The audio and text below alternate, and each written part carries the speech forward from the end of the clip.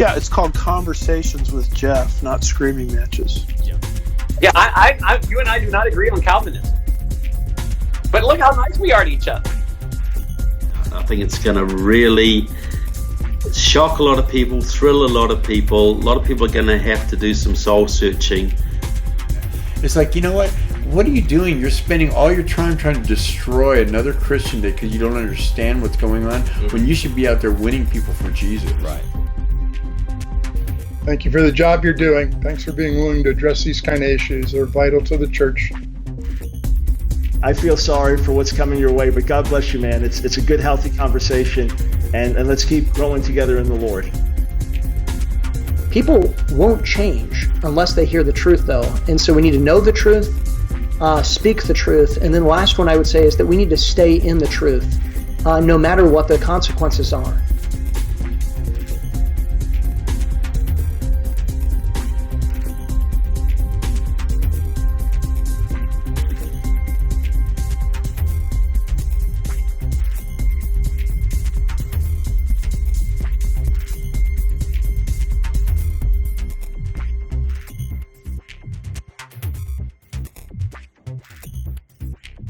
Okay, hey guys, welcome to today's live episode of Conversations with Jeff.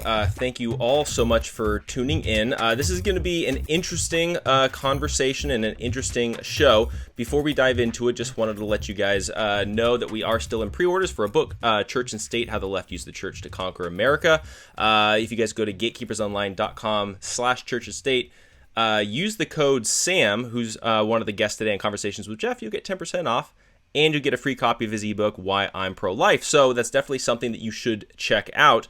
And so we're going to dive right into today's conversation. We've got two guests, actually, which is, I don't know if we've actually done this for Conversations with Jeff before. Usually it's just a one-on-one conversation. But I thought with this topic, it would be an interesting conversation to have three different perspectives on it. So before I dive into the topic, let me introduce you guys to our guest today. So we've got Pastor Sam Jones, who you all know from co-host of the Shining Light podcast. Sam, welcome back. Glad we could sit down and chat again here for a bit. Yeah, thanks for having me on, Jeff. I think I still have the record for most times being on Conversation with Jeff. And so when you give me that opportunity, I was like, some other people are coming up. They're getting pretty close. And so it's like, I better say yes to this. But I really do think it's going to be a fun conversation today. And really looking forward to it. So thanks for having me on. Of course. And then we've also got a new guest here at Conversations. We've got Robert Van Dalen. Robert, welcome to the show, and glad we could sit down. Thank you. Thank you, Jeff. Sam, excited to be here. I'm looking forward to a robust conversation, and hopefully our listeners will be engaged and open to what we have to discuss today. Yeah, no, absolutely. And so, since you're the newbie here on the show, I want to give you a chance to just quickly, if you want to give people a little bit of info, like in your background, who you are, that sort of thing. Absolutely. So I have a bachelor's and master's in accounting. Used that to essentially launch my career. I came over to California where I got an MDiv in a conservative evangelical seminary. So I got my MDiv, I got a master's in philosophy from Talbot, and I'm hoping to do my systematic theology, a PhD in systematic theology, especially in doctrine of creation.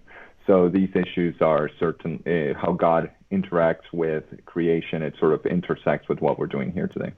Yeah, that's really cool. It's been interesting because I've been diving more and more into like creation and all that kind of stuff as well on the show. Because I've had on, I just had on Dr. Cal Beisner. We've dealt with some stuff with that from that perspective. I've had on Hugh Ross, and he takes the old Earth creation perspective. So I'm trying to get the different perspectives and dive into it. But it's a fascinating topic to study.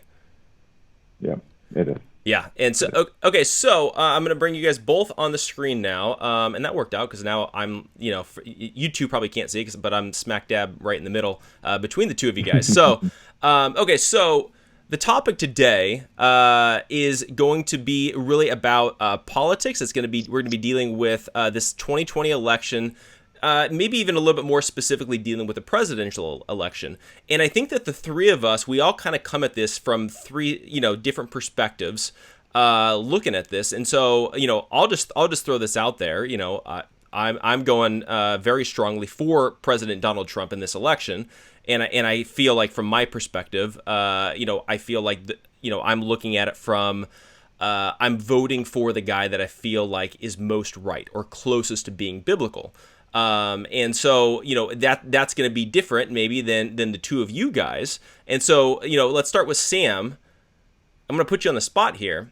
What's your take and what's your position on voting for the president here in the 2020 election? Yeah, just in general, or specifically just on the president? Is that just to clarify the question? Let's be controversial and just go president. Yeah, I think that the Bible's what God gives for us for instructions with voting and specifically for leaders more than voting. But it obviously applies then to voting, is found in Exodus 18:21, where it says, "Moreover, you shall select from all the people able men, such as fear God, men of truth, hating covetousness, and place such over them to be rulers of thousands, rulers of hundreds, rulers of fifties, and rulers of tens." And I think that this standard, you want somebody being a dog catcher, let alone president of the United States, who doesn't meet these specific qualifications. And as it comes to President Donald Trump, though, I do think he's done some terrific things in our nation. I do believe he has some good principles. I also would disagree with a lot of the stuff that he's done. The thing that I think that he fails most notably in this verse is the fearing God. He's on record for saying that he doesn't need to repent. You can go and look at his lifestyle in his history. And I know the big argument comes, we're voting for a president, not a pastor, but this wasn't looking at a pastor in Exodus 18:21. It was looking at rulers, and this is what Donald Trump is doing. He is ruling or leading, being the executive of our nation, and specifically, I think his take on homosexuality and homosexual marriage is an affront to fearing God. I don't believe that he fears God in that area, and so I think that does disqualify him from getting a Christian's vote. Yeah. Okay, so now, Robert, what's your take on this election, and who are you supporting? Yeah, the interesting thing about all of this, if I can just take a step back, is because it's interesting how you have so many evangelicals taking so many stands, and I think the reason for that is because it has to be. I think it is apparent that we have no formal evangelical political theology, and we have no evangelical social doctrine, which is very different to what the Catholics have, because you can either be a practicing Catholic and vote according to those, or you can just be a non-practicing Catholic and vote against it. But Catholicism has everything recognized in catechisms and social doctrines, etc. So the fact that we're having this just recognizes that within evangelicalism, you can still be an evangelical and still vote a myriad of ways, just because we don't have something that's codified. So the way that I would think through this, and my starting point is twofold. The first thing that I want to, it's actually threefold. The first thing is I want to emphasize that Christians are citizens of heaven primarily. And for that reason, I reject nationalism. I reject political idolatry. I am a Baptist, so I believe in the separation of church and state. Second, I believe that the church should keep its prophetic voice in society through the gospel and through the proclamation of justice and being advocate for those who are marginalized, those minorities, those who are being persecuted, no matter of race, creed. It's just what it is to understand that every human being is made in the image of God. And thirdly, I believe that the church, and this is what we're talking, this is why we all care and we all have different opinions. I think the church should promote the common good. So while I think that giving the gospel and promoting justice in the land is absolutely biblical instruction for us, I think we can have disagreement on the rest of the issues, on what it means to promote good and promote human flourishing in the land. And that is really, I want to give the ability for Christians to vote different parties. If you're a socialist or a capitalist, if you believe that, we should have vouchers for charter schools or, promote public education, like those to me are more what would be the best leave that to the conscience of individual Christians and what would promote the common good. Whereas I think that things such as proclamation of the gospel and promoting justice in the land are more of biblical categories that we can think through and that we should implement. Yeah, and I feel like with a lot of these different kind of political divides, and again, because we're all three kind of coming at this from three different perspectives, because for me, I was looking when President Trump came down the escalator. For me, he was my candidate. I switched from being a Rand Paul guy to going President Donald Trump. As I know, Sam, you've been more hesitant, not necessarily, even though you're strongly conservative, you haven't necessarily been, like a MAGA guy. And then for you on the other side, Robert, you're looking more on the Democrat side and Joe Biden. And so, as Christians, we're all looking at this, and I think we all agree we want what's best for America. But I think the end game, though, is that we have disagreements on actually what is best for America. And before I kind of turn it back over to you guys as well, I think historically a lot of times Democrats or Republicans used to have a similar view on the end game. We just had a different route to get there. And I feel like this, for me at least, it seems like this is the first time in a long time at least where it seems like there's two total different trajectories. One is it seems to be heading more towards bigger government, socialism, things like that. The other one's more towards freedom, liberty, and getting the government out of it. So Sam, I want to turn it over to you really quick. So from your perspective, as a pastor, conservative, all that kind of stuff, for you, what is the role of the government, and how should we be looking at it from a Christian perspective, from your side of things? Yeah. So.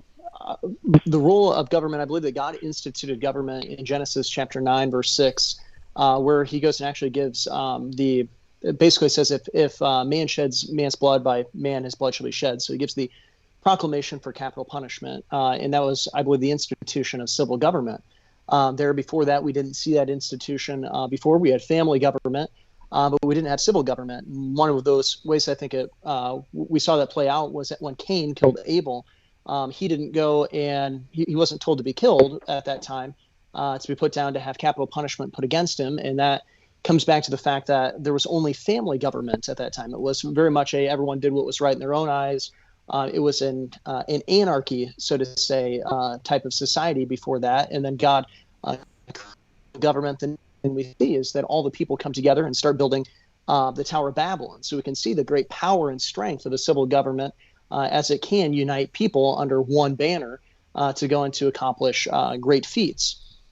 And God designed the civil government, of course, not to go against any of the other governments that we have, whether it's ecclesiastical, which of course you didn't have ecclesiastical government in Genesis 9:6 either, as the church wasn't established, and also family government and self-government or self-discipline.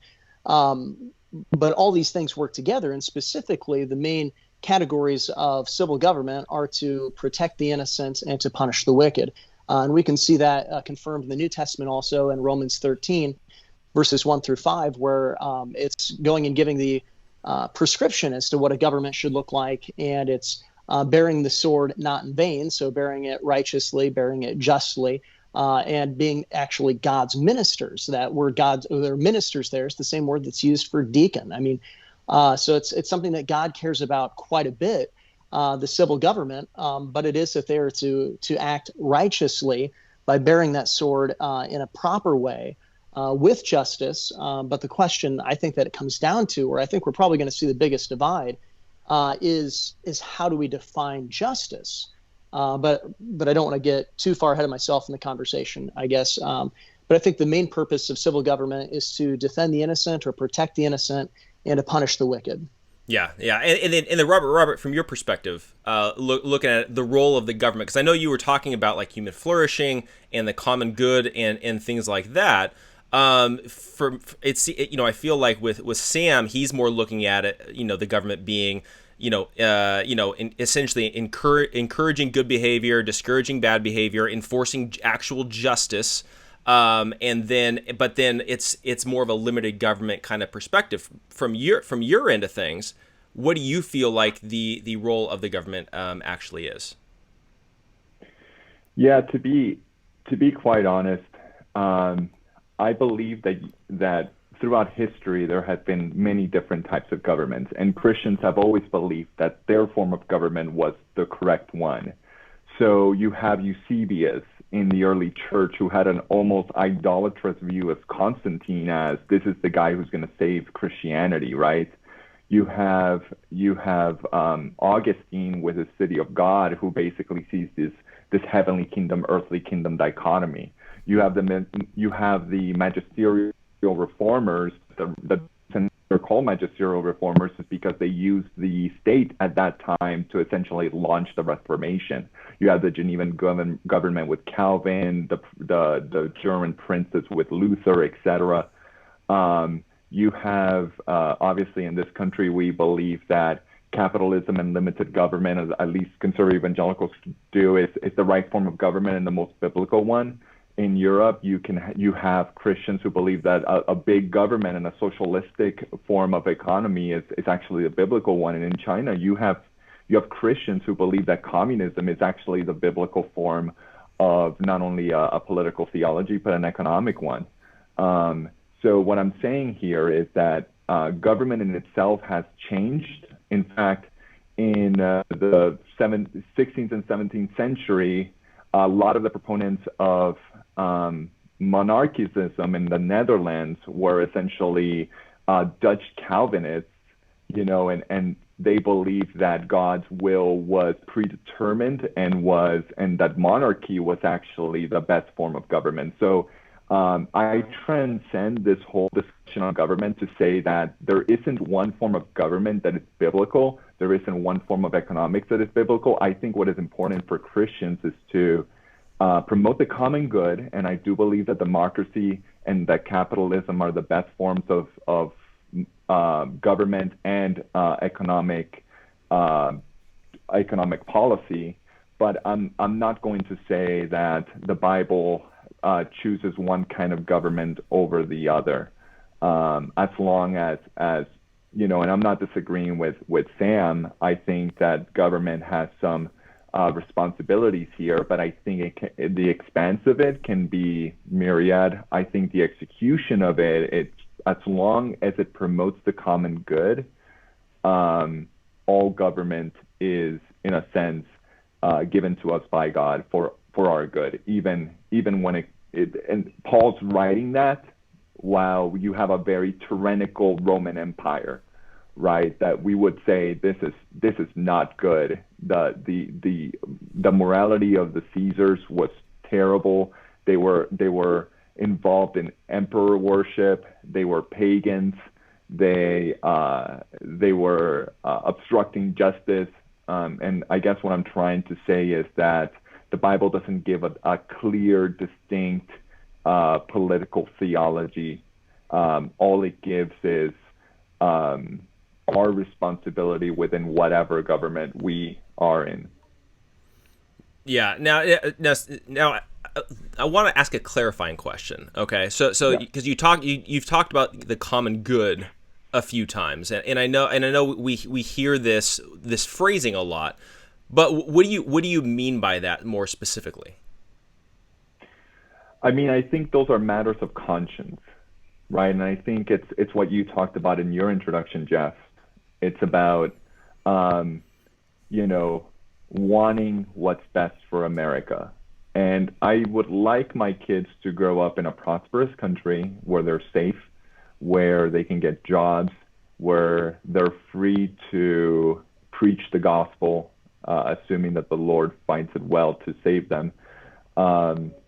So that's what I want. I want good for my neighbor, right? It's literally politics within a Christian sphere is how am I loving my neighbor, right? And I want their good, right? Not just for my own family, but even my neighbors. What would do them good? Just overarchingly. Answering that question is in essence what politics is. Yeah. Well, and I think too. I think dealing with the common good. I think that begins, especially when we get into politics. This is where, and either one of you guys can kind of jump in on this. But I feel like when you start talking about the common good in the political sphere, it begins to bring about different things like differences in wealth distribution, in even dealing with a lot of the racial issues we've been seeing with like Black Lives Matter, and a lot of those things that tend to be a lot more divisive. Because I think we would all agree we want the common good. Wait, sorry, you there? Oh, did we lose you? Oh, sorry. But I think we all agree we want the common good in the sense of we want what's best. But at the same time, I think we have to get down into what is actually best in dealing with like the end goal, and that's where I'm not entirely sure. This is probably where we're going to get into some of the disagreement, I'd say. Sam, what are your thoughts? Well, first of all, just to kind of play off of the definition of the common good there, and how politics comes into it. I mean, politics literally means the affairs of the people, and so that is exactly what politics is looking at not just ourselves, of course, but also our neighbors, and going and looking at that. But I think that Scripture's clear that righteousness exalts a nation, and sin is a reproach to any people, which is an interesting idea there, because of course, when we look at the United States, we do have sin in our nation. I don't think that there's in quite a bit of sin in our nation. I don't think anybody's going to disagree with that at this juncture. But the question comes then, what is righteousness? And of course, we need to vote as righteously as possible, and we need to go into promote the righteous principles as much as possible.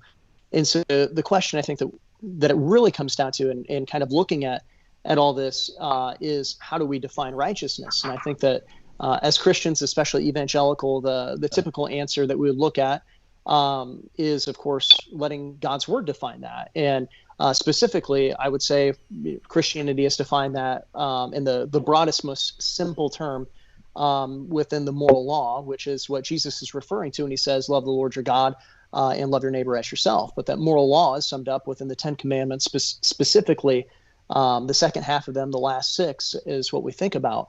And so when it comes down to it, specifically in the two political parties right now that are major, and granted, like I said here, I'm going to be voting third party, most likely, unless Donald Trump repents, which I pray that he does. But I would say when looking at the two platforms specifically, one platform promotes a nuclear Christian family and a Christian sexual ethic. I would say that the other one doesn't. One, I would say, promotes life, specifically within the idea of the right to live, for the innocent to live, which is thou shalt not murder there, and the other one doesn't promote that. And so those are probably the two biggest issues with that. I think also we could look at within the different economic structures. And I know, Robert, you said that you believe in capitalism, so this might not necessarily apply. But I would say that going and looking at the Democrat platform compared to the Republican platform, the Democrat platform is much more into wealth redistribution, which is really a fancy way of taking from someone and giving to someone else, which is the definition of theft.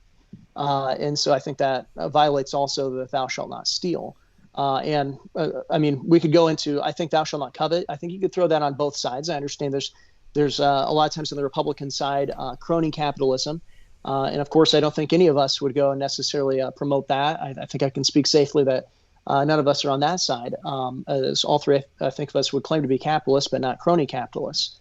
But there is, of course, that problem with coveting. Also, I think that's would be fair to point out on both sides. But I do think in looking at that, the big question is how are we defining righteousness? How are we defining good? How are we defining justice? And I think that we have to define that through the moral law. Otherwise, it becomes subjective, and it's not really truth then at that point.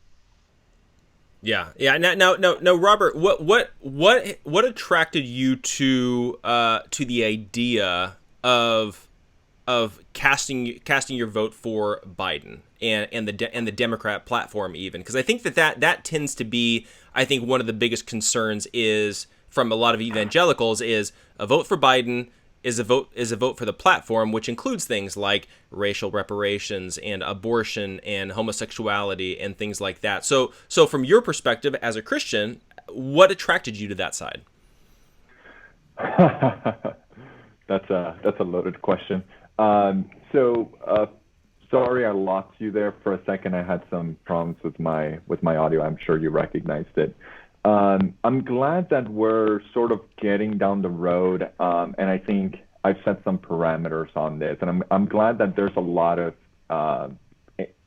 things in common between us.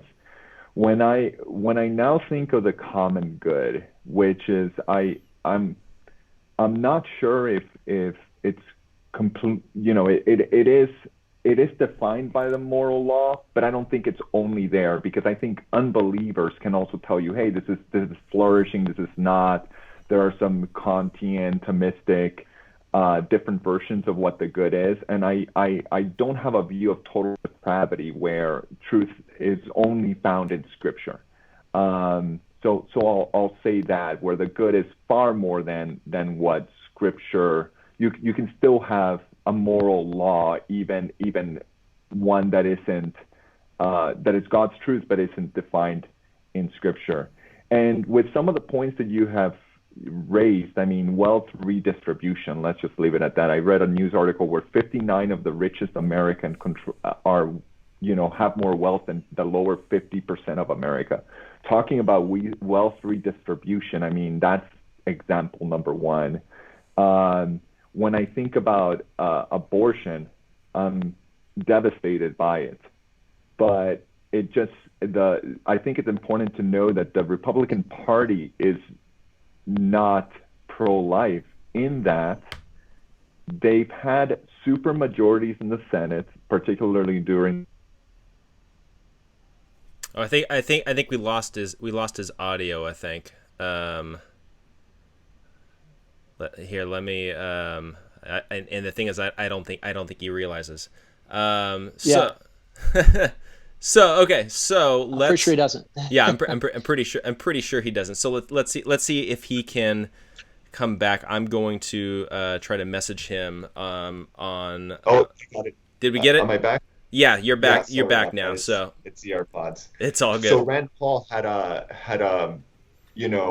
article there where he was with Mitch McConnell, and he was going to be able to put the funding on Planned Parenthood on the omnibus spending bill, and basically it said no, don't do that. So the fact is that Republicans have been using the pro-life issue for a long time to corral white evangelical votes, and nothing has happened. And yes, we have Donald Trump, who now promises to defund Planned Parenthood, but that was a promise he made in 2016. And the fact of the matter is that if I have a political party that has been in power for many, many years, over decades, even control of the bicameral Congress as well as the executive branch, and still hasn't defunded Planned Parenthood, I have to go to other issues. I have to look at all the other platforms. And when I look at the Republic, it's one thing to regarding all these issues of justice, it's one thing to recognize it but have the wrong approach. And I think because we're sinners, and especially democratic responses to racism have actually raised even more issues themselves, because they are heart issues. But recognizing these structural issues in America is the first step. Whereas when I read the 2020 RNC platform, which was just it was a condensement of the 2016. I mean, if you really want to put your foot down and recognize how much you're for, you want to stand for God, then at least put together a 2020 platform. I thought it was a big mistake to do that, but if you're going to do that, at least adopt this. Instead, they went to, and the way that Republicans just talk about it is that there's not really the systemic issues.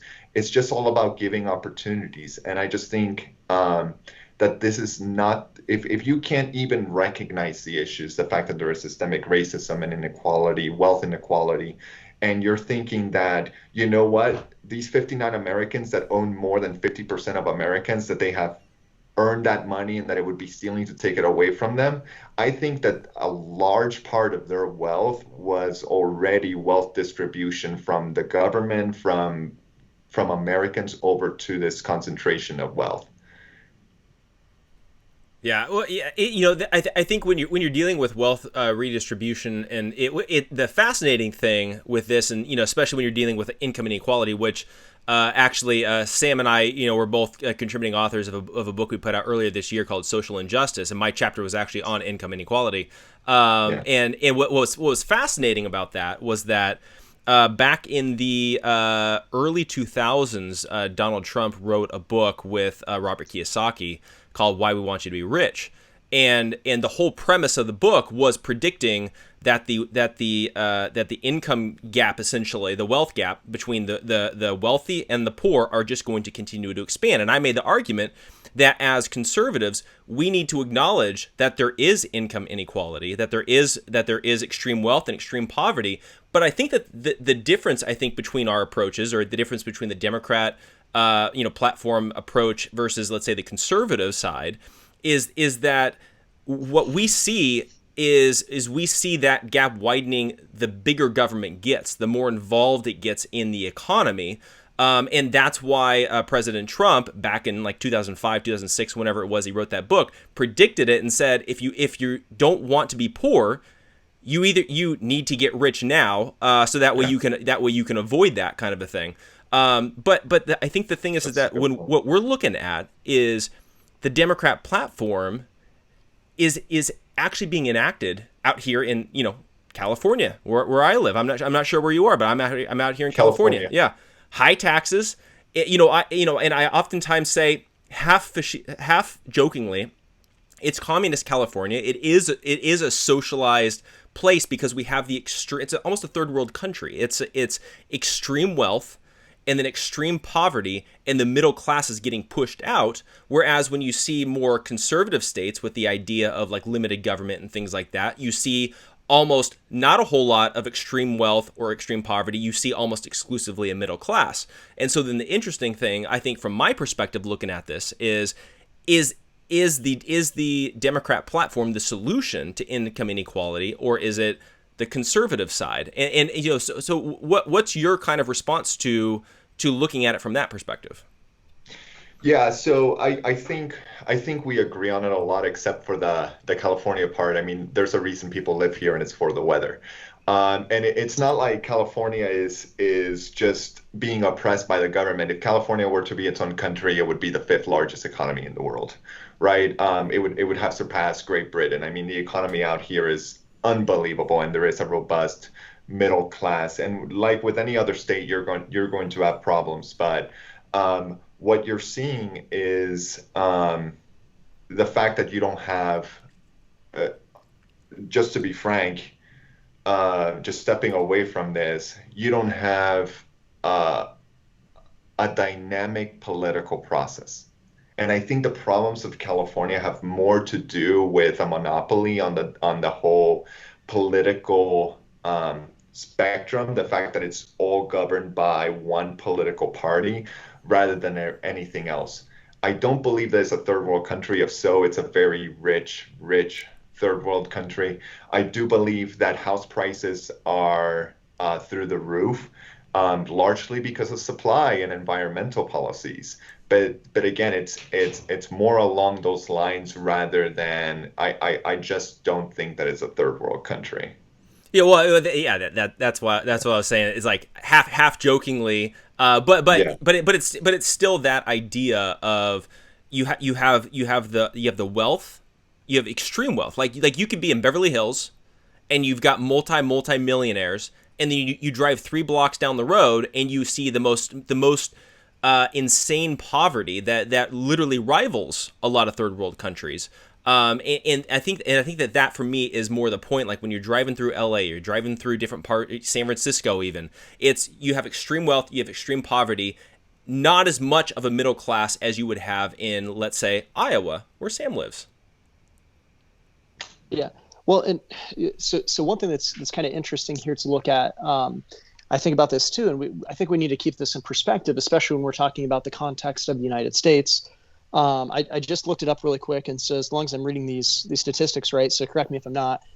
But the average, or excuse me, the median household income in the world is $10,000, or is just under $10,000, $9,700.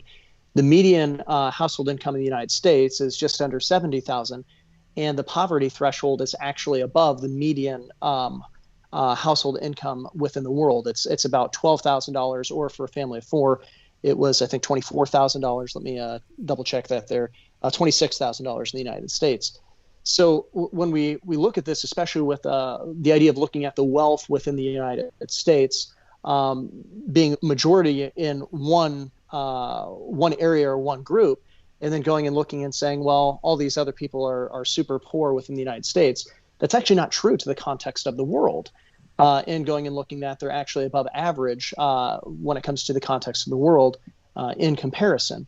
And so when we go and we look at that, I don't necessarily know that it's, I wouldn't say that I wouldn't necessarily know, but I don't think that it's uncompassionate to go and to say that people who have money and have earned money in the United States, because on average, that's almost everyone in the United States.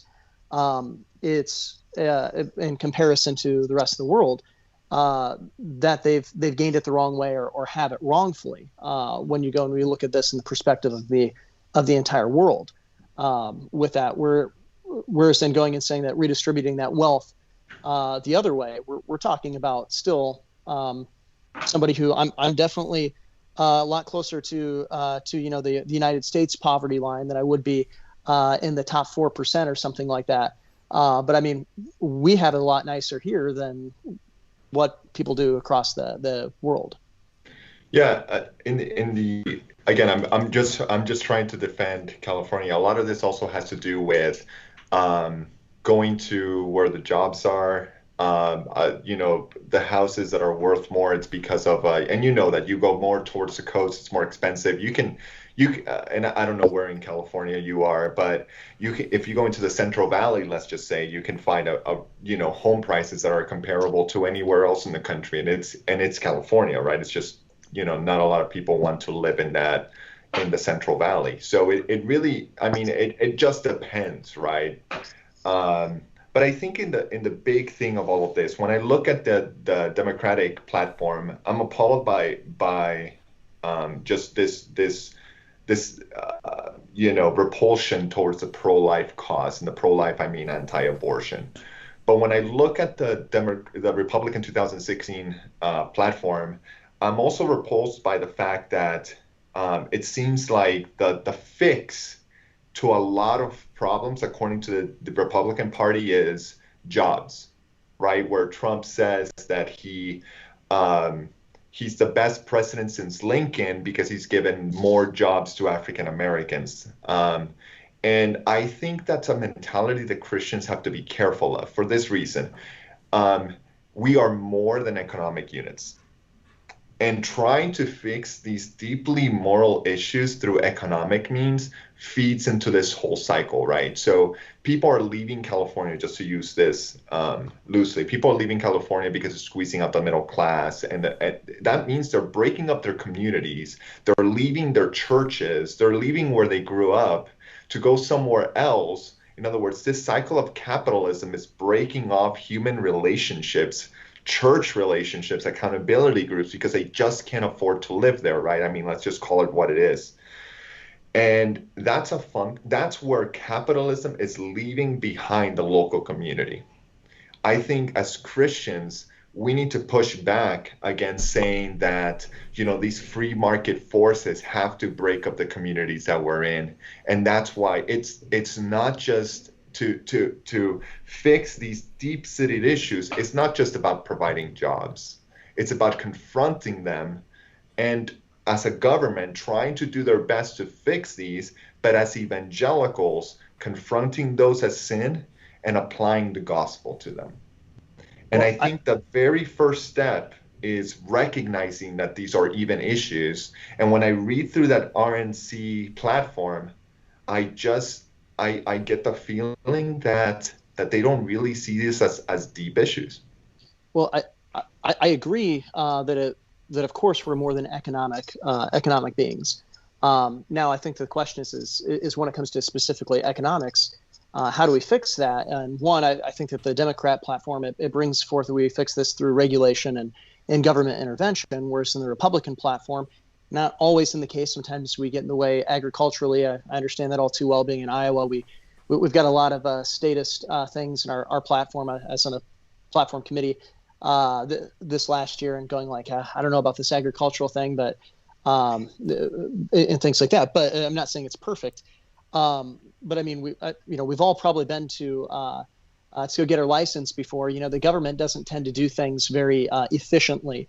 Whereas in the private sector, generally does it more efficiently and does it better. And so in the economic side of it, and I think specifically looking at California, people leaving, it's definitely not because the private sector is empowered. It's because of the public sector is overshadowing. But also to the idea of saying that in the Republican platform that it goes and gives this idea that we're only economic creatures. On page 31, under the section of marriage and the family and society, it says, foremost among those institutions is the American family. It is the foundation of civil society, and the cornerstone of the family is natural marriage, the union of one man and one woman. I mean, that doesn't sound like it's viewing us only as an economic being, although there are a lot. I mean, I'm very involved in the in Republican politics. There are those who are just fiscal conservatives, and I think that is a problem within the Republican Party. Undoubtedly, when we only look at things in an economic side, I think that's a disqualification also from Exodus 18:21, what I mentioned before, because it talks about basically the idea of not being a lover of money in that sense. We should love God more. But I don't think that's necessarily the stated premise of the platform. Now, I think there's a pretty proper critique to be made that maybe the Republican Party doesn't follow its platform nearly as well as it should. But on the other side, I would say that the Democrat Party seems to be much more would go and present the idea of, instead of the family being the cornerstone of society, more of going and saying that a community specifically, maybe because I think there is some semblance of federalism there still, maybe more the city governments or state governments, and of course then ultimately under the big umbrella of national government as the cornerstone of society. They're a lot more statist in going and looking towards that. Would you agree with that the Democrat Party is more statist, whereas in the Republican Party platform is much more decentralized? Me?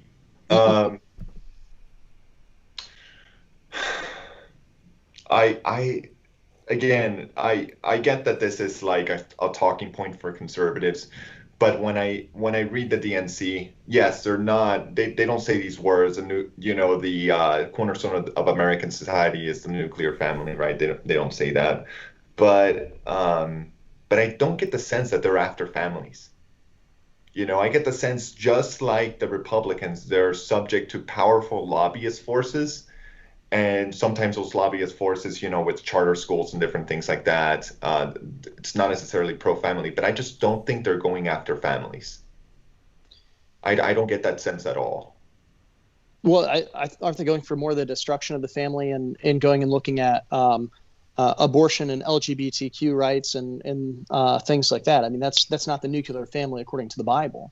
No, I understand, but I would think that part of loving my neighbor is supporting LGBTQ causes, including not protecting that community from being fired just because they choose to practice that lifestyle, right?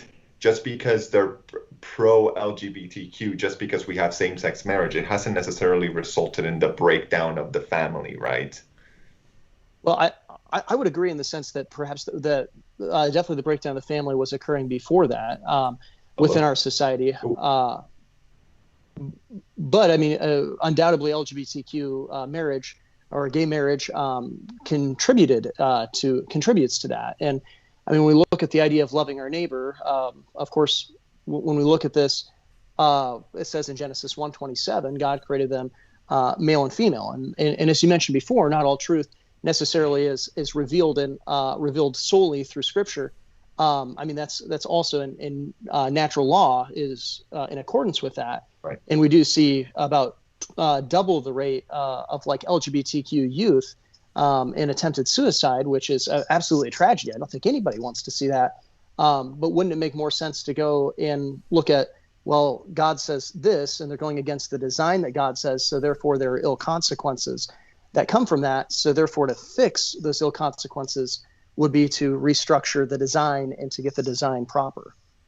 Well, I mean, I echo Scalia's dissent in this, in that I think that putting forth same-sex marriage is, I mean, there is no legal precedent to it. I don't agree with it. And where do you draw the line, right? I mean, I'm a natural law theorist myself. Where do you draw the line? And I think that's a huge problem. But I think there's also there's two concerns that I have. The first concern is, has this really undermined marriage? Has this really undermined the family? I mean, in a sense, we are to be a kingdom within a kingdom. We are to be citizens of heaven. It doesn't really matter. I mean, the Romans were doing far worse and were modeling far worse, and the church thrived. You know, the biggest problem of marriage in the early church was not related to the cultural norms. They were more related to Neoplatonist ideals where, where virginity and chastity were so uplifted that people thought it was better not to be married. There were even instances of people who got married and never consummated the marriage, and that was seen as holy, right? So I definitely don't think that the way that a society goes per se is in terms of marriage will should define how Christians view marriage and how they see marriage and all of that. But I absolutely think that a society's view of marriage is definitely important. And I agree with you. I mean, Anthony Scalia's dissent says it all. Where do we stop, right? But I am concerned about the fact that Republicans have no concern over LGBTQ youths who commit suicide. They have no concern over workplace protections for LGBTQ.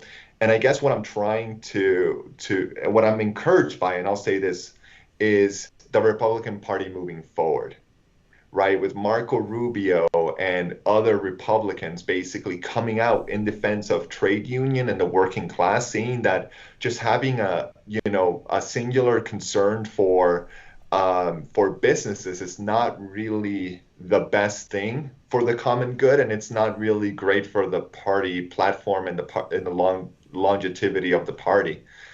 So I'm seeing that in 2024 you're going to see a much different Republican Party, a Republican Party that does reject Trumpism, and what I mean by that is by rejecting this sort of demagoguery where it's just appealing, when something doesn't agree with you, just calling it fake news, and engages more to the real issues that I think Americans want to hear. So I'm definitely looking forward to, and it's not that I'm, a Democratic strategist here. I would align more with conservative politically, so I would align much more with you guys.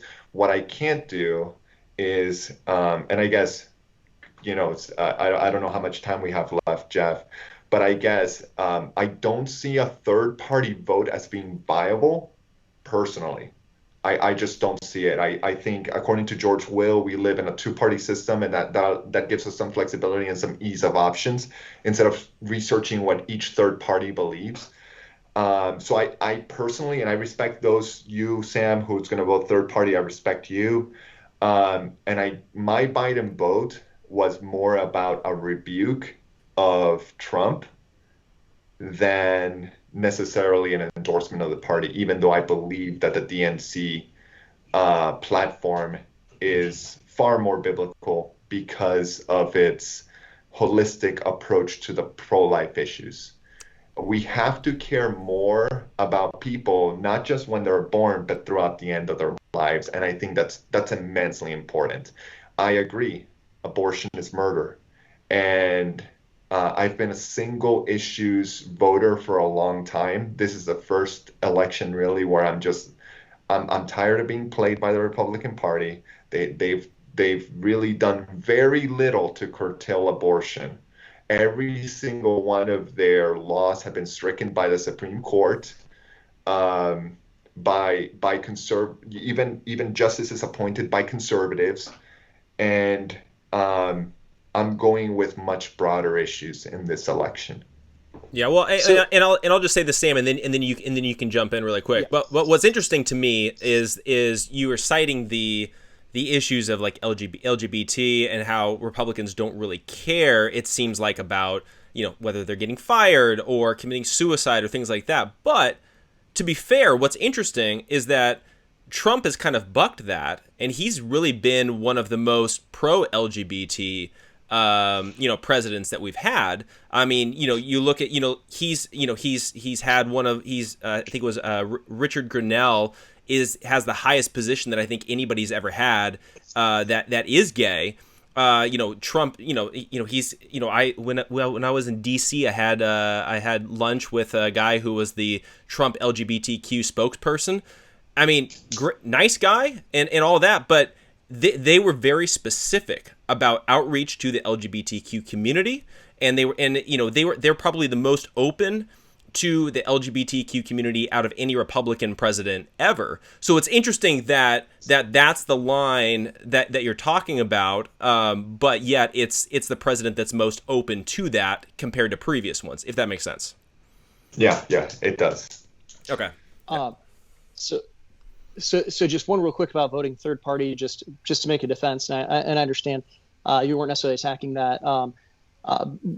Basically, the theory that's put forth is called the Law of Duvershay, which essentially comes and says, if there's two parties are going to emerge, and it's going to be one of the two parties. And the frustration that you're bringing up, Robert, with the Republican Party, it sounds like you're a former Republican and now kind of abandoning that because you got sick and tired of them giving promises and not fulfilling those promises. And I totally understand that. What I would say is when basically a political party is like a child. And so if we keep rewarding them with our vote, what's going to happen is that they are going to be, no matter what they do, is that they're going to continue to push the boundaries further and further and further in the wrong direction, give lip service to what you want, and then abandon you and stab you in the back. That's the same concern I have with the Republican Party in several cases, and that's why I would say I hold to the Exodus 18:21 standard of saying, look, if they're not going to fulfill these things, then I'm not going to go and vote for them. And that's why I would go and vote third party in this kind of an election of saying like, hey, I want somebody who represents my values better. But I do want to ask you a question, Robert. Where is it that you disagree with President Trump? Because as Jeff pointed out, he is not just the most pro-gay president, Republican, but actually he's the first president to run pro-gay marriage there and pro-gay rights in the first term. Well, the reason I gave that is because you brought it up. Okay, fair. That's the reason. But environmental policy, taxation, I believe that 21% corporate tax rate is way too low, and it's one of the reasons,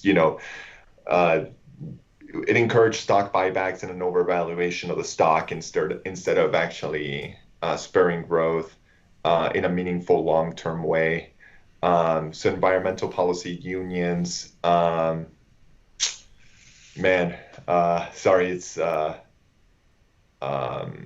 economic, COVID-19, healthcare, immigration would be a big one. So those are substantive issues. It offends me that he essentially got his startup, his claim to fame by denigrating the immigrants from Mexico that were coming over in such grotesque language. It is offensive that he got COVID-19 and then goes out and says it was no big deal when I know a handful of people that have died from it. there are substantive issues, and I mean, I don't know how much more time we have left, but I could dive deeply into each of those issues, not just for President Trump, but also for the Republican platform. Yeah. No, just there's no time limit. I'm not saying we're going to go 2-3 hours, whatever it is. But I have been known to go 3 hours in a podcast. I'm not recommending it. But I'm curious. Because I'd be interested to kind of dive into this immigration issue. Because I feel like that's one of the things where I feel like people oftentimes are talking past each other. Because of the definitions, because of the context of things that were said by both sides. It's Republicans will accuse Democrats of saying things that are over the top. Democrats will accuse even Trump about saying things that are over the top. And I think a lot of times this debate oftentimes comes down to rhetoric as opposed to the actual issue. So I'm interested from your perspective, Robert. What's your concern with, we can go Republican or we can go Trump with their view of immigration? Oh, there's so much there. So the biggest thing is this whole concept of doing immigration, and I'll talk. I mean, if you want to go from a of economic policy and all of that, we can do that. But I just let's keep it evangelical, right? So two things. Number one, creating an economic test to whether an immigrant is going to be allowed into the U.S. Minimizes the worth and humanity of a human being into, again, going back to what Sam and I were talking about as an economic unit. So our central question was not, let's bring you in. You are the stranger. You are the sojourner. El Salvador, your land is being ravaged by gangs. Mexico, you can't find enough to eat, or and you're coming over here, right, with nothing, quite literally. The Republic, seeing them as economic unit basically says you can only come in if you have something to contribute. And I just don't think that's the Christian ethic here. The Christian ethic does not have what can you contribute to society. The Christian ethic says, let me share what I have with you, because as Israel was, and as it's repeated again in the New Testament, we were once sojourners and strangers in a strange land, right? And we are to think of ourselves as sojourners with them and share what we have, and that is the Christian ethic. Yeah, well, it's interesting from my perspective, and I'll just say this, and then Sam, you can respond or give your take on this as well. Oftentimes when it comes to immigration, I'm one that and I've heard a pretty valid argument that one of the best things that we could do would be to bring in immigrants here to come, learn, train, all that kind of stuff. And then they go back to their countries and make their countries better instead of us hoarding all of the resources from other countries. Because then, if there's nobody that's trained in medicine or top doctors or whatever it is, and we're all hoarding it here, those third world countries aren't ever going to have the good medical resources in order to do that. So I think there's a valid argument actually for less permanent immigration if we're going to bring them here, train them, and then send them back. So that's an interesting perspective. Now, the other thing that I will say as well is, because I grew up in Arizona, and we dealt with a lot of the illegal immigration stuff, constantly. And, I have a lot of friends that were illegal immigrants, and they told the story of actually coming across the border and what that entailed and that sort of thing. And for me, I feel like the compassionate argument would be to flat out shut down the border and take the power away from the cartels because of the sex trafficking, because of the drugs, because of the rapes that occur, because of the violence that occurs, because of the potential, death that even occurs trying to come over, and you're giving the power to the cartels. And so from my perspective, I feel like the most compassionate thing that we can do for immigrants that want to come here would be to reform the immigration system, but at the same time, maybe not have as much of permanent residency, and things like that, because we want to better these other countries. But at the same time, take the power away from the cartels and the gangs that are literally abusing these people and taking advantage of these people that they're just trying to come here for opportunity. So that's kind of my perspective on the immigration side. Yeah, Jeff, that's really great, and that's not a perspective that's really told out there. I mean, I within the conservative side, that humanitarian aspect is a minority. I haven't really heard that being espoused as much. I guess as a Christian, my concern is more the xenophobic sort of remnant of the Republican Party that just doesn't want it because they can't assimilate, or because they're dumber, or because they're bringing crime over here. As well, some of these undocumented immigrants are some of the most hardworking, law-abiding individuals. I mean, when they're starving in their home country and they come over here so that they can send money back to whatever country they came from, I mean, they don't even want to be around people who don't follow the law. But what I find oftentimes is that these people are just not welcomed here. And that's what I'm concerned with. I'm concerned with a president who basically says, they're not the best. And in a Christian ethic, you don't say that, because as I think Matthew 25 says, we need to see Jesus in them, because Jesus was a refugee to Egypt fleeing Herod's massacre, right? And then came back from Egypt.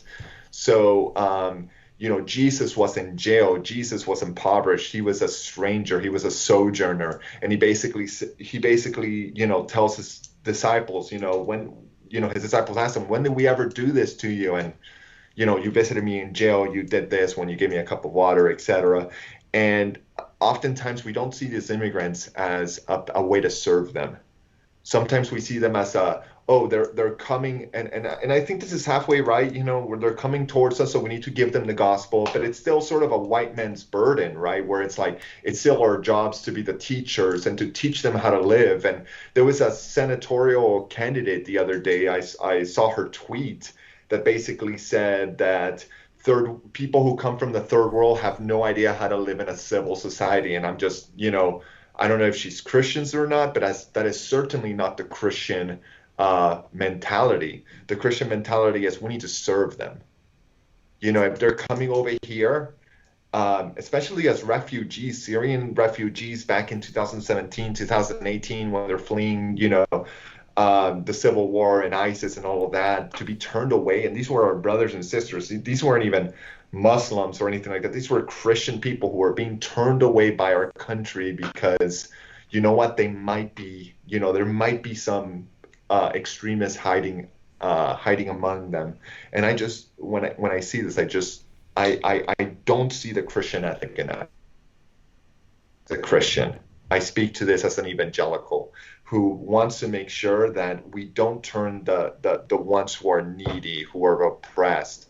I was reading the book of Amos this morning, and it just struck me how much the minor prophets talked about Israel's sin, not being that they weren't doing religious life well, but that they were at least in this book. There are other books, but in this book, they were oppressing those who were needy, those who were marginalized. And I think maybe as evangelicals, we need to get into that spirit of the minor prophets and call out those who are rich in our society to repent of using those who are marginalized in the society for their own ends.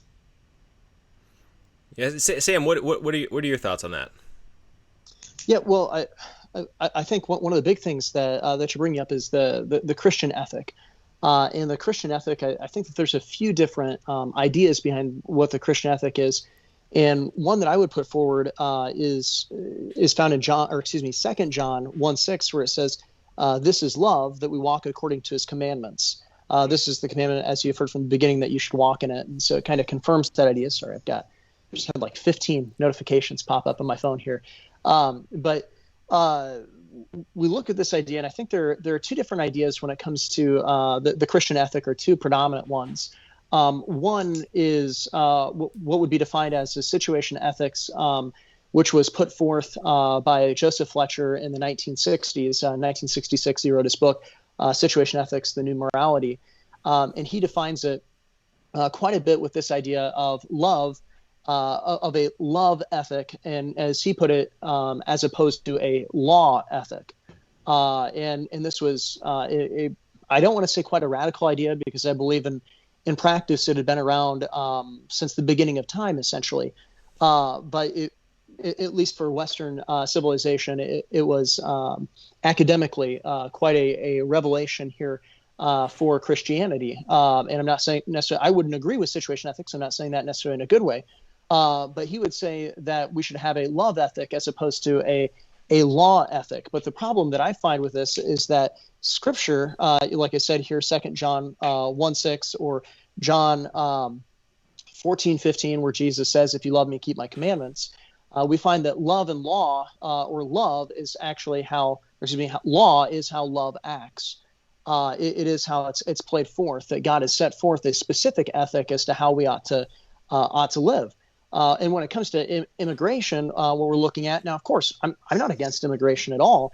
But what I am against is illegal immigration, or invasion is what it would be called, when it's not gone through the proper channels. And that's a big thing. And we look at, what's brought up about Jesus going to Egypt. Well, at that time, Egypt was actually part of the Roman Empire, much as where Jesus was born. So, I mean, it's much closer to the idea of moving from Iowa to Nebraska, or probably more accurately saying from Ireland to Northern Ireland, or somewhere else within the UK. I might be slaughtering that for those who are British out there. Sorry if I got that all mixed up there. But it's that idea of it's a lot less of illegal immigration. It would be something that would be within the normative side of things.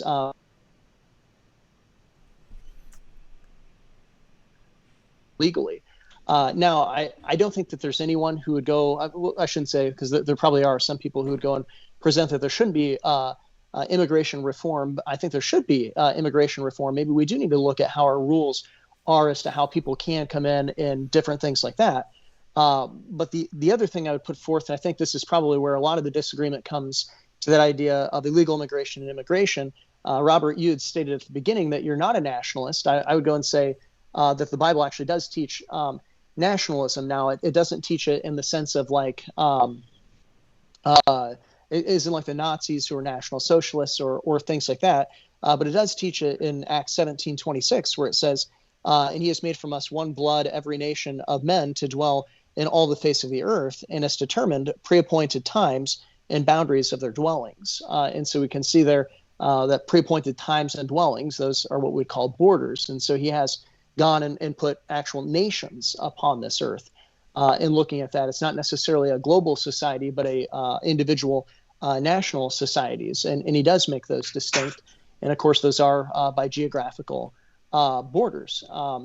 And so then there should be rules as to how you can come in and camp, because there could be those who are of ill intent, and it is the government's job to go and to defend the innocent. And so it is the government's responsibility, therefore, to go and to vet who's coming in and who's coming out, or to put rules in place so that we don't have people who come in with ill intent. That doesn't mean that everybody who's come in is of ill intent, and that's not what I'm trying to say when I say that. But I'm just going and saying that the rules do need to be put in place, and then it should be followed the rules as to get in. And that's not always a perfect system as to how it works, but I think it's probably the best system as to what we can have to fulfill that idea of protecting the innocent and punishing the wicked. Yeah, just to go back on your nationalist, when I mean that I'm not a nationalist, means that I put my citizenship of heaven above my American citizenship. That's what I mean. And there are some places, there are actually churches where they're the Church of the Patriots, and they sing patriotic songs, and they have so I mean, that's really what I mean. I definitely think that one can be a good citizen and still be a good Christian. But if my citizenship becomes idolatry, then I must defer to my heavenly citizenship, and that's what I mean. And I'm sure you guys agree. In regards to immigration,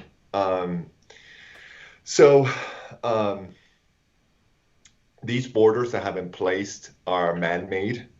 I think I agree with Jeff, right? I mean, if our mentality is, hey, let's make sure that they come here, that we give them, that we share our schools with them, that we share our time, and please go back, make your communities better, because I think there's a hubris here when it comes to illegal immigration. People don't leave the country that they've been born in, that they have their family in, their connections, sometimes their churches, their friendships, where they have great grandparents there and they're still living in the same land. People don't leave that for America without a good reason. Because by and large, we're trained that, we can move from state to state, from country to country, from city to city, depending on economic opportunity and housing prices and all that. We're, as American, we're comfortable with that. I think the majority of the world isn't. So when you have a person who does this, I don't think they're seeking out to take advantage of or really do that. They're doing this out of necessity. A lot of undocumented immigration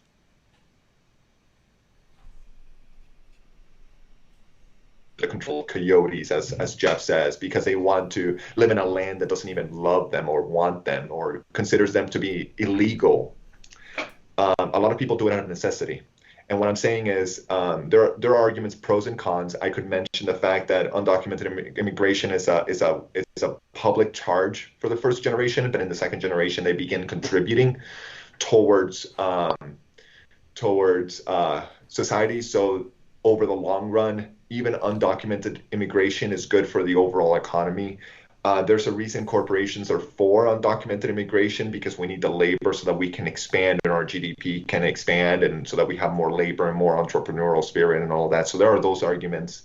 I also agree that we can't be a nation without borders, right? We just can't. And we can't be a welfare state, like the social net that we need, and have no borders, because that means that anybody can just take advantage of that and we'll be bankrupt. And I think we have to be good stewards of the money that we receive. What I'm talking about is the Christian ethic. The Christian ethic that says that when these people come, they are people. And you view them firstly as people, not as people who are going to take your jobs, people who are going to steal what you have, that are going to rape somebody, that are going to commit crimes. They are first people.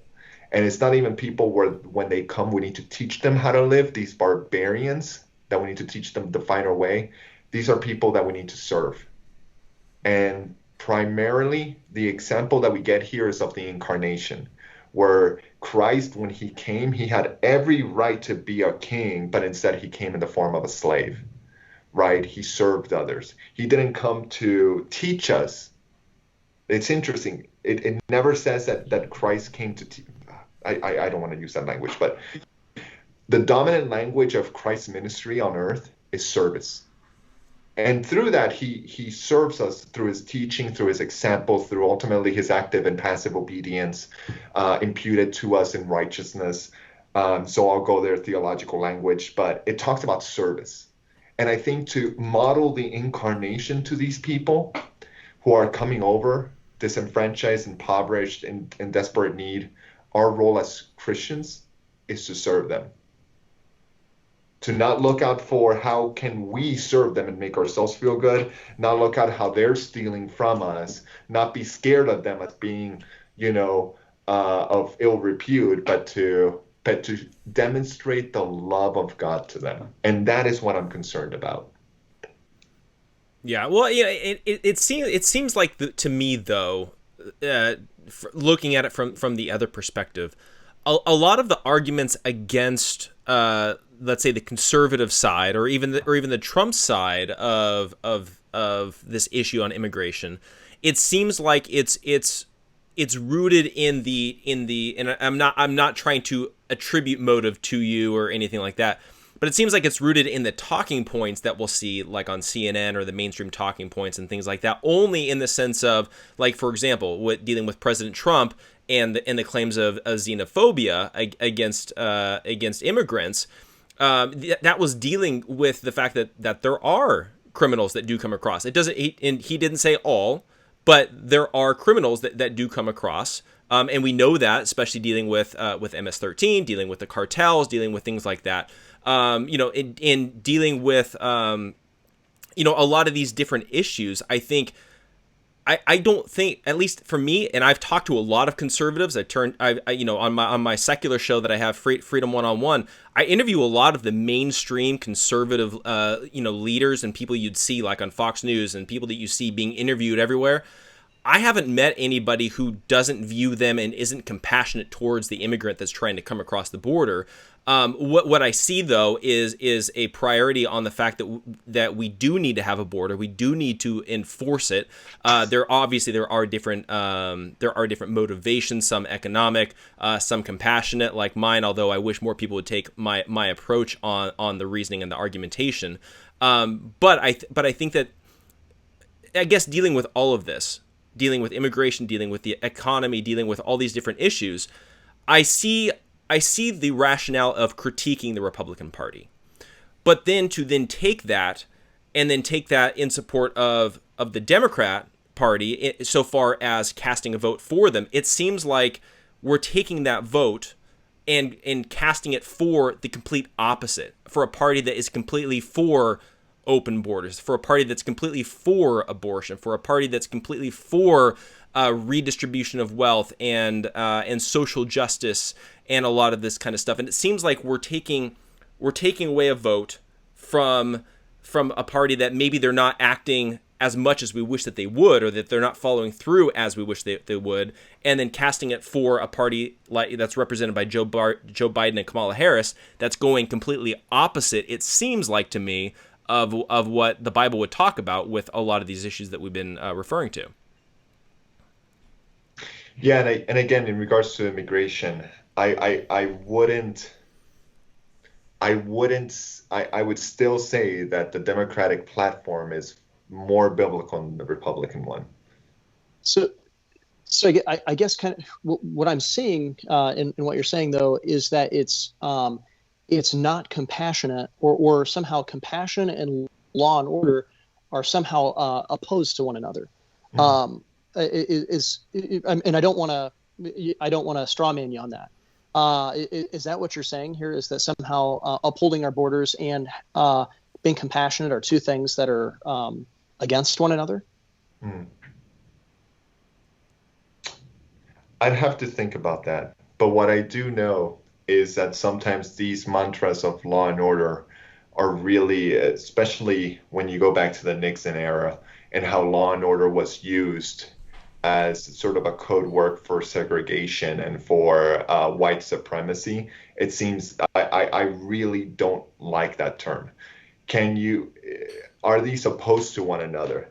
What I'm saying is, regardless of what you believe about immigration status or an immigration position can take place, I believe that the Christian ethic should still be compassion. Yeah, well, and what I mean is, going back to my original premise about the church being prophetic, I think the church has to criticize both parties, right? On one hand, the Republicans who have tendencies of being xenophobic towards the other, towards people who are non-white, people who are coming from other countries. On the other hand, you have Democrats who just see them as votes, who just want to use them for their own political activism, right? The church needs to stand back and criticize both parties and be an active voice in that. How all of that works around in a party, I think, relate more to number 3. How can we implement the common good? Whether it is having open borders. There's some Christians that believe in open borders. There are some Christians like you guys that do not believe in open border, but border security. But I believe that you have to see these two issues as separately, and you have to see what is the church's prophetic mission, and that is to show compassion and to parties whenever you have these detentions that separate families, right? In Adelanto, that people are dying because they have lack of health care, right, in these facilities, when there's no air conditioning, or you have these asylum camps outside of our countries because we've closed off asylum entry because of COVID, right? There has to be that Christian biblical voice from not just the evangelical community, but the conservative evangelical community saying this is not right. Right? And that's the second issue. And it's being conflated with a third issue, which is how do you have a Christian immigration system, that we can disagree. It's a conscience issue. There's not one right answer, because until Jesus comes and establishes his throne in Jerusalem, we really won't have a godly government, a perfect form of governance. And that we can disagree, and we can look what is best for them, as Jeff is saying, what is best for them in their countries. We can think about what's best for us and our children and the stewardship of our resources.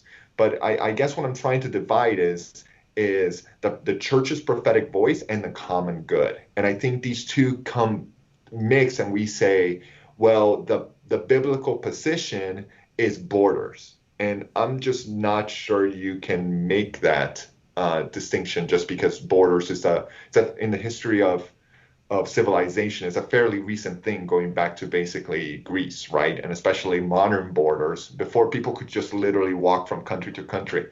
Now we have borders, and you have passports, and you have registries. So it's a fairly recent development. And I think as Christians, we have to worry about our prophetic voice and not mix the two.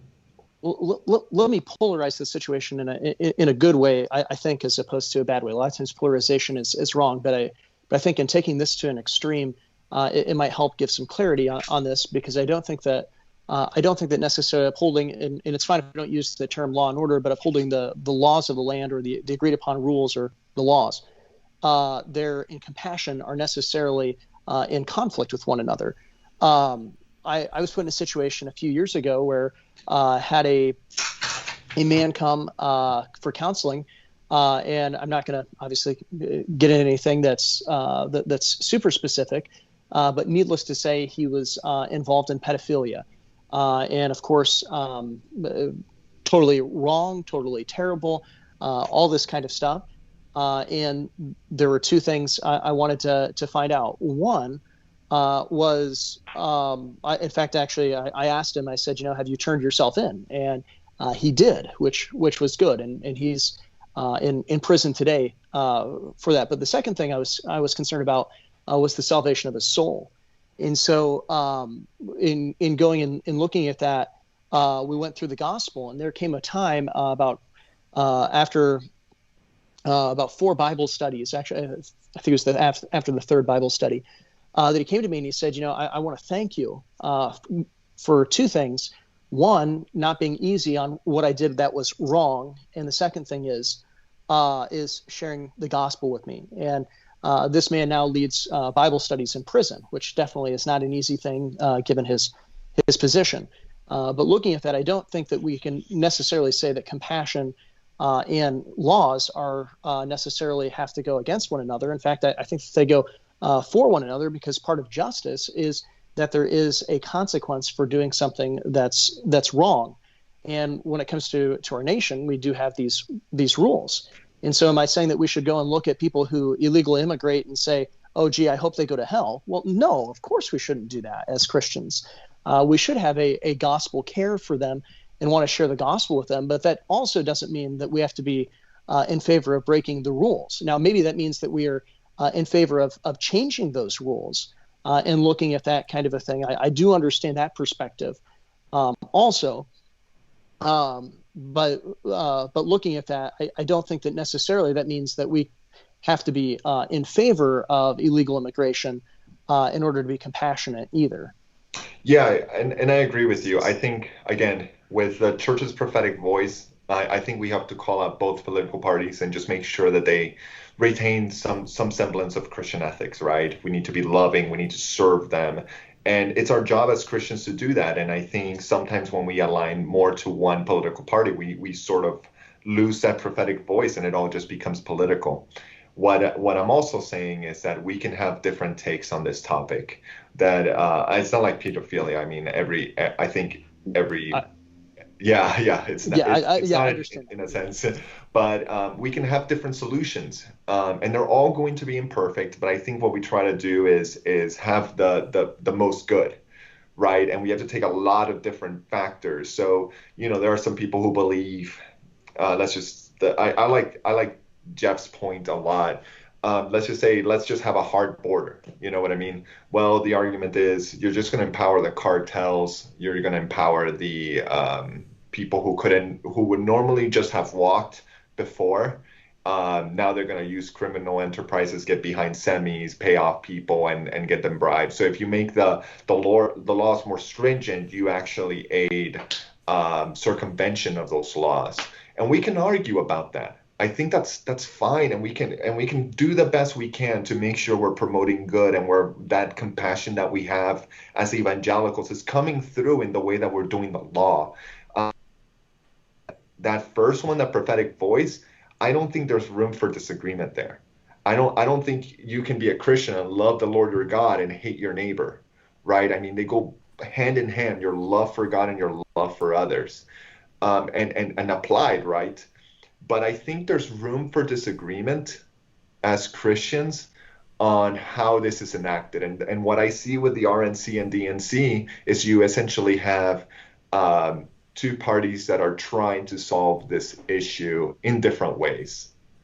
And I just think that when it comes to these things, it seems that the RNC focuses more on that tertiary category, the third category, which is the pragmatic side on how to do this, whereas the DNC actually has a more Christian ethic because they focus more on the compassionate side of things. And to be honest, especially with my kids or with anybody in my life, I'd rather lean more on grace, where I'm being taken advantage of, but I give God's grace to people, rather than coming down in the side of law. Because we all know with kids, that we have that dichotomy. And the reason I do that is because Jesus did that, because he gave grace, and he was compassionate, and ultimately it led him to die. It was a preordained plan of God. But when we do that, we model Jesus. Even if we're taken advantage of, we model Jesus. And even if we're taking advantage of, at least we can come to Jesus and say, I did it for you, and I did it to show your glory. What they do with that is up to them. But I'm here to be your representative on earth. I'm here to see Jesus in them. And I think that is the Christian ethic. And that is why in the form of immigration, I just see in the DNC platform that I do in the Republican one, because of you go down the line and you just see these things over and over again. How do you reconcile that view with the book of Nehemiah, where God's hand was upon Nehemiah specifically to build a wall, which, of course, to build a wall, and granted, I understand this is around a city, not necessarily totally around a nation, but I mean, it was, in essence, making a hard border. I mean, it specifically stated that God's hand was upon Nehemiah. So, I think it's kind of a leap to go into to say that, because I think throughout Scripture, we do see more of the hard border side with God than we do the soft border side, which would be more what the Democrats would present. Theologically, two things. Number one, I'm not a supersessionist or a theonomist, which means that I believe that the church did not replace Israel, and I believe that Israel's one entity and the church is another. They are Jews, we are Gentiles. America's not Israel. I also don't believe that God's law needs to become the law of the land. So that's how I would answer the first one. I think in the book of Nehemiah and then Ezra, they both came, I believe, because they read the scrolls, the prophecy of Daniel, and knew that they needed to rebuild the city so that they could come back, because it was a predetermined time that the Jews were going to come back, and they saw that in faith and knew that they were going to be used. So I think when Nehemiah went as his cupbearer went up to I think Artaxerxes, or I think it wasn't just blind faith. It wasn't just nationalist pride. I think he read the scroll. I think it actually says in Scripture that he read the scroll of Daniel and knew that the return was near. So he knew that he was part of that prophecy. So that's how I would respond to that one. In regards to everything else, I would just use the book of I would use Acts and Pentecost, where God before was speaking one language and confused all the nations and spread them out. But now in Christianity, he has brought, instead of having many voices, he has brought one voice, right? The Holy Spirit, that it transcends culture. It transcends not the culture and languages and the way that we are important, but he brings us together, and we are a nation that without a nation we are a sojourner and stranger. I have far more in common with a communist Christian in China who is a Jesus follower than my next door neighbor who does not believe in Jesus. I have far more in common with that Chinese man, even though we may disagree on everything except for Jesus, because we are family and because we both belong to a nation, and that nation is the people of God, which is the church headed by the Lord Jesus Christ. And that's what I'm saying. That's what I'm saying. I'm not saying that being an American is unimportant. I'm not being Gnostic here. I'm not saying that the material does not matter. I'm not saying that my identity does not matter. What I'm saying is that the Christian ethic transcends all of that and should not, we have this sort of national ethic here, nature and grace. We have this nature, right? But grace perfects, it elevates nature, and that's what I hope that Christians do, that we take these systems of politics which are not evil in themselves, right, and we elevate them. We elevate our political parties, we elevate our churches, our families, and all these institutions so that they're more in line with what Christian says, what Christ says and the Bible teaches us. So you mentioned you're not a theonomist, and theonomy simply means, as you mentioned, God's law. Those two things. But what you are advocating is what it sounds like is that we should have God's ethic, or the Christian ethic, right? Yeah. Within our political sphere.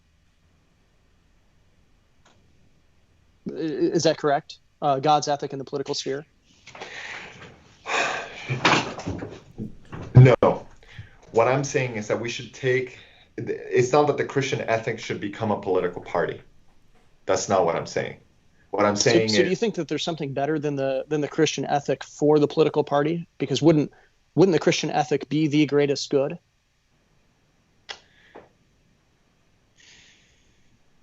Because either God has it right or God has it wrong. So do you believe that...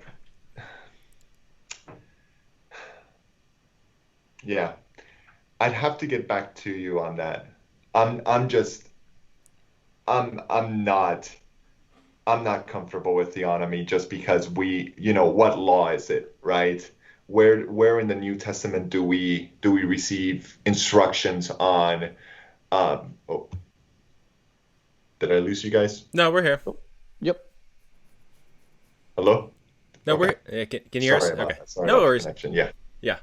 Where in the New Testament does it say that, what kind of a political party we need to have, what kind of government we need to have? We're not Israel, right? It says in the New Testament that we are a kingdom of priests, right? We are to be a light of the nation, but it doesn't really give the kind of direction that the Pentateuch gives us, that the book of Leviticus, and it gives us, all these rules for public practice and how the nation needs to be in this sort of cyclical, cycles of feasts and worship and things like that. And the country needs to shut down during the Sabbath, etc. Like the New Testament doesn't give us any of that. It just doesn't. And I just don't believe that we need to, that the New Testament Christian needs to go to the Old Testament and adopt those laws. Okay. So and that's a distinction, Yeah. Right. Now, but what you have been presenting is that we need to have compassion, we need to have love, and Jesus himself said that he sums up the law and the prophets as loving the Lord your God and loving your neighbor as yourself. And so that's actually how he summarizes the law and the prophets. And so the point that I'm making is that you're advocating for love and you're advocating for the Christian ethic, saying in the greatest good, but then you're going and saying, okay, but these things go against God's word, and yet you're still justifying the vote there, the things that are against that, when it seems to be the three principles that you're bringing up as love, compassion, and the greatest good, love, compassion, the greatest good, and the Christian ethic are actually exactly how you would describe theonomy. You're just not actually defining. It might not necessarily be theonomy in the sense of as the systematized theonomy, but in the definition of the word God's law. Yeah, and regarding that, in the way that you view nature and grace, I would describe your view as grace sort of obliterates nature in that it gives us a way to move forward in all types of spheres, economic systems, etc. What I'm saying is that grace does not obliterate nature. In other words, the Bible doesn't really give us an economic system. It doesn't give us necessarily a legal system. It doesn't give us rules on traffic. It doesn't give us a lot of things, right? It just doesn't. That's just and that's even including the Old Testament. If you just include the New Testament, what it basically is saying, right, that you become Paul's ethic was you become all things to all men, right, so that you may win some. In other words, what grace does, and I think this distinction, honestly, Sam, and I think this conversation is a conversation that needs to be had more in evangelical circles, and this is why I love the doctrine of creation. It's not necessarily how old the earth is, but it's this conversation between nature, the way that we have built culture and civilization, and grace. And I don't know if it's your view or maybe you're just being like a devil's advocate, but the view that you're espousing there with theonomy, sort of grace, what that means is this sort of revealed knowledge from the scriptures, in that only grace can reveal these things, that means from God, sort of obliterates nature, right? So in other words, we need to do away with all the laws and just replace them with a Christian ethic. What I'm saying is you have this nature, you have all these laws, the Christian ethic perfects that. It elevates that. So I'm not saying that we take that away. What I'm saying, we elevate that. Now, in regards to what is the most loving thing to do, wouldn't it be just to erase that? I think God loves us to have a certain cultural system and a certain way of doing arts and a certain, and I don't think it's sin. I don't think it's sin that our government mandates that we go, 65 on the freeway or all those things. I think they're just part of what it means to be human, and there's nothing intrinsic sinful about them. I think there are sinful parts, and this is going back to being the prophetic voice. I think there are sinful parts in our society, and we as Christians need to call those out and reject those. But it doesn't mean that our society is absolutely broken from the fact that we're doing culture building. Culture building is something that God has made us to do. It's part of its cultural mandate in Genesis 2, be fruitful and multiply and subdue. That's a cultural mandate. He has told us to build societies, right? And those societies are good. The problem is that we're sinful beings, and those societies tend to get corrupted. When Christ comes, right, I believe that he's gonna perfect those ways of doing culture. But that's more of an eschatological view. I don't think he's going to destroy human culture. I don't think it's something that, we can't participate in that, or we can't go to the beach or anything like that because we need to be evangelizing. I think going to the beach and enjoying things is actually something that is allowed within God's economy. And I think that's how I would define it. And I don't think I'm intending for any less good. It's just I really think that the way of us doing culture is something that God is pleased with. Our job is to elevate that with our understanding of grace. Yeah, and I get that, and I think that kind of leads into maybe the final point of discussion, because I know we've been going for quite a while. It's for me, a lot of this fascinating has been discussion. It's been fascinating the entire time, but I think for me, looking at the Democrat platform, it seems like, or comparing the Democrat platform with the Republican platform. I think there's valid critique of the Republican side, and I've been very critical over the years of Republicans on a wide variety of issues, especially even going back. And I know Sam and I actually had a debate on a show that we have called Fight Night about a lot of these kinds of issues. Especially dealing with theonomy versus conservatism. I tend to be more of like a classical libertarian streak kind of a thing. But there's a lot of valid criticism of the Republican Party. A lot of it is that they don't follow through on what they actually say. And a lot of that is because there's this system in Washington, D.C., and I always say this, that both sides thrive and raise money and campaign on tension and chaos and fighting. They don't actually want to fix anything. Mm-hmm. They just need something to campaign on and point the other person and say that they're bad, give me money and I'll take them down, kind of a thing. But I think the difference is that the Republican Party, they don't follow through on what they say in that sort of thing. The Democrat Party, from my perspective, and looking at the Democrat National Convention, looking at the stated platform. If you go to joebiden.com, you look at the things that he's promoting. It seems like it's not just that they have a different solution. It's not just that they are open to letting people have different views on homosexuality, on immigration, on wealth, or whatever it might be. It seems like they're actively promoting anti-biblical views. And, it's not just that they're okay with gay marriage. It's that they are saying, this is good. This is what we should be pursuing. And I think that becomes the danger for me of voting Democrat. From my perspective, is that when you have a party that's saying abortion is good and we should encourage it, gay marriage is good and we should encourage it. And you can kind of go down the list of sin, transgenderism, the same kind of a thing. I'm not saying we shouldn't be sympathetic. Again, I'm out here in California. You meet a lot of people. You need to love a lot of people, and I think Christians fail in the love aspect of dealing with the gay community and things like that.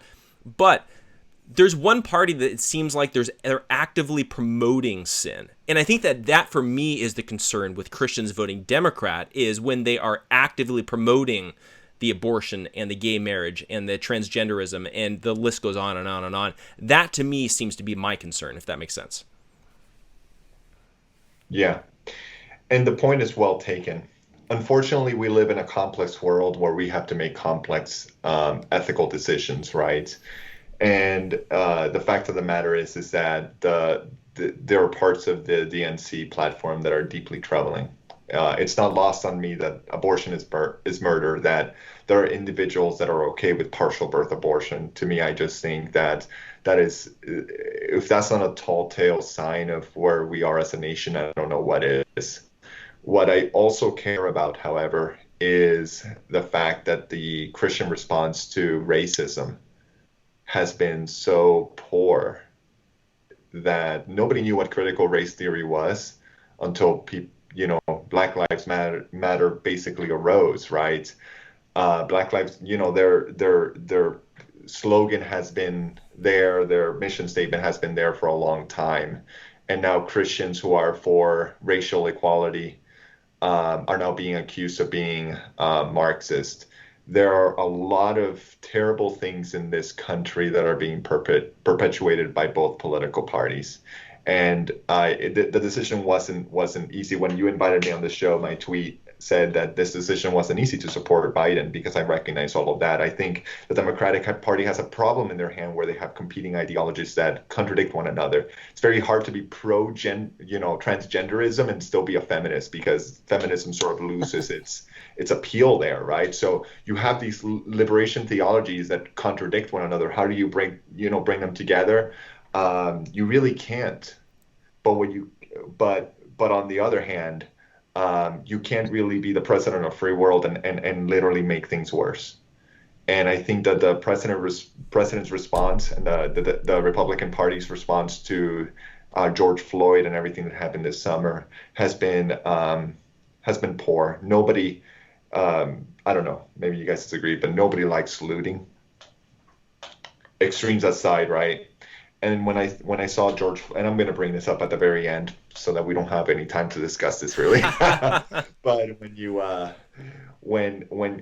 have that, and I thought it was actually going to be a healing moment from the church, that they were going to see this white supremacy, they were going to see these these forms of these minor characters in police uniform that really put out a bad name for the rest of great police officers that we have. When that happened, I thought that churches were going to rise up and were going to be voices that were prophetically going to bring healing to our land regarding this whole racist thing. Instead, what we got was a lot of critical race theory that basically told us we can't say Black Lives Matter because Black Lives Matter is Marxist, and if you say Black Lives Matter, you're a Marxist yourself and you're a communist, and etc. There are a lot more issues here than just abortion and transgenderism. And it was a hard choice because for the first time I had to look in the mirror and say, I can't just be a single issues voter anymore. I have to love my neighbor. And to me, racism was the big point here. And when you have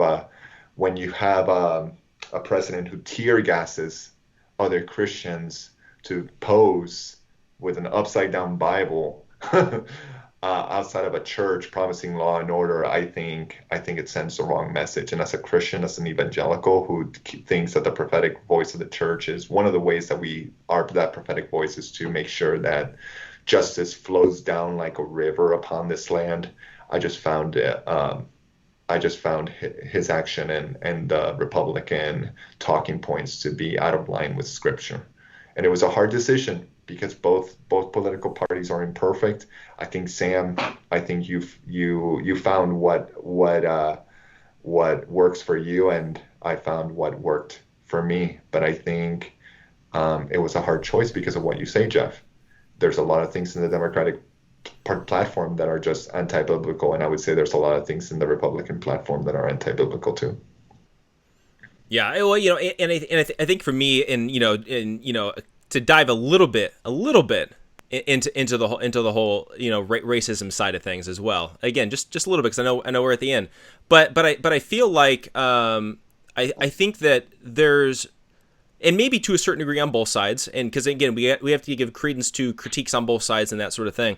But I feel like a lot of the things that made everything so polarized in response to George Floyd was the overinflation and maybe the overreaction of both sides, I think, to a certain degree. So like for example, I think the concern that a lot of conservatives and a lot of evangelicals have with the whole George Floyd incident was that everybody immediately jumped to, number one, it was racist, and number two, it's proof that there's systemic racism within the police force. And number three, that then proves that there's systemic racism in our entire country, in our entire system. We need to tear it down and build it back up. Now, you did mention that Black Lives Matter and dealing with the whole Marxist side of things, which the founders are self-proclaimed Marxists. So there is that side of things.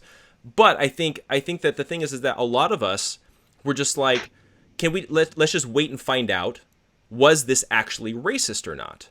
And I think that when you look at the George Floyd incident, I don't see the evidence of the racism, right? And I think we can say the same for Jacob Blake. It's tragic that he's sitting there in a hospital right now and paralyzed because he was shot and that sort of thing. But at the same time, he had just raped the mother of his children with the children in the car, stole her car, went to the ATM, took her ATM card, took money out of her account, came back, was resisting arrest. The police show up and then finally shoot him when he's reaching into his car for a weapon in the front of his car with his kids in the back of the car. I think that for conservatives, I think a lot of times it's not that we are okay with racism. It's that we don't want to give credibility to a claim of racism unless it's actually racism. And I think that that's where a lot of times we talk past each other on the left and the right, is because we just immediately jump to talking points. Happens constantly on the right, happens constantly on the left, and I blame Twitter algorithms and a lack of personal responsibility on both sides for that. But I think dealing with the racism side, I haven't seen any actual evangelicals promoting racism or racist ideology. And I haven't seen any Republicans actually pushing racism or racist ideologies. And if there are, we see conservatives go over the top condemning that. So I just wanted to look at that from my perspective. I don't know if that changes anything, but that's just my response. And I appreciate that, but that will have to be the subject of another podcast and another conversation, Jeff. Yeah. I'll just leave it with this. I think my point here was that I think whether you vote for Biden or you vote for Trump, right? And I think I was a little just to be honest, I am sorry for my tweet in this regard, that I think I was a little bit too black and white with my tweet, but the response to it was largely I need to be excommunicated, right? And I think we need to there needs to be a difference in our Christian witness between the things that are acts of the prophetic church and how to seek the common good. And we can have all sorts of disagreement over what seeks the common good, and we can have different perspectives, and they're all going to be wrong because we're just we're finite sinners who are trying to do something, bigger than ourselves. Sometimes we'll get it right, sometimes we'll get it wrong. We'll look at the facts differently, etc. But I hope what we can all agree with is how we can be the prophetic voice in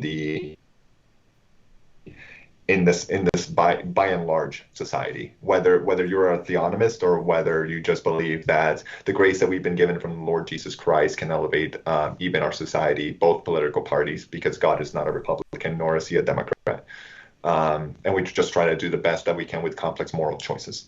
As my pastor said very well, my only hope is that after your vote, whether you're voting for Donald Trump, Biden, or a third party, that you can say that you represented Jesus well. And I think that's my hope. Sam, do you have any closing thoughts? Yeah, just one quick statement. And I think this kind of sums up my position and maybe one of the big differences. I believe obedience is simple, and I believe that disobedience is very complicated. In going and looking at that, I think Scripture's clear. It gives mandates, and that doesn't necessarily mean that a political party is perfect. I'm pretty sure that people in the Republican Party are tired of me critiquing the Republican Party. But I would say that I think that the platform does aim for biblical values there, specifically within the context of life and family, which I think are the two founding building blocks. Without those two things, we're not going to have a society.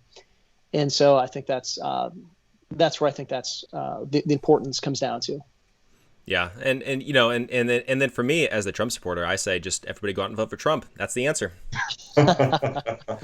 So, but yeah, I really appreciate you both coming on, and I appreciate the tone of the conversation, because it's something that's sorely lacking in political discussion and even evangelical discussion. But I think that it's really important that we figure out how to engage with people that we disagree with more. And again, I was joking earlier when I was talking about I blame the Twitter algorithms, but I really do, because what they do is they separate us all from each other, and where we only get into these echo chambers. And like if I look at my feed, if I look at my Twitter feed, my news feed, all I see are people that I agree with. And I get really frustrated, because I'm like, I want to see somebody, just anybody, who disagrees with me. And then I see your tweet, and I'm like, okay, there's somebody. Maybe I can talk to this guy. And so I really appreciate you guys both coming on, because again, it's these kinds of things where we can at least understand the other person. We can still totally disagree. I can still think, Robert, that you need to repent for voting for Joe Biden, but at the same time, we can still have the conversation and figure out where we are and maybe push each other a little bit, and to kind of reevaluate and see if we either confirm what we already believe or need to reevaluate. And I think that that's the important thing to do. So, but yeah, I really appreciate you guys both coming on. Maybe we'll do a follow up, and after the election, we'll see. That'd be great. See what our response is, and then for everybody else as well. Thanks so much for tuning in. I know this was a long episode, but it was fascinating, a lot of fun. Make sure you guys go to gatekeepersonline.com for more information on all the rest of our shows that we're carrying. And then we'll catch you guys next time.